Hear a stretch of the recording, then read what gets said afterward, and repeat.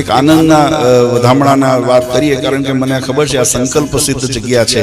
આપણે અહીંયા મહામંત્ર મહોત્સવનો પ્રારંભનો સંકલ્પ કર્યો હતો અને ભગવાને ખૂબ ધામધૂમથી મહોત્સવ આપણો અહીંયા સંપન્ન થયો.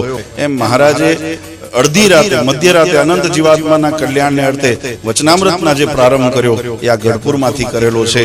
એટલે આગામી સંવત 2064 ની અંદર આવો સંકલ્પ કરીએ આપણે ગોપીનાથજી મહારાજના સાનિધ્યમાં આજે કે 2064 ની અંદર અને 2019 ની અંદર વચનામૃતને 200 વર્ષ પૂર્ણ થશે. જે ભગવાને મધ્યરાત્રે આ દરબારગઢના આપણે અહીંયા જે સંતોની જગ્યા છે ત્યાં રાતે સંતોને ઉઠાડી અને મહારાજે આ જ્ઞાનનો ધોધ પ્રવાહ જે વહાવ્યો હતો એના 200 વર્ષ પૂર્ણ થવા જઈ રહ્યા છે.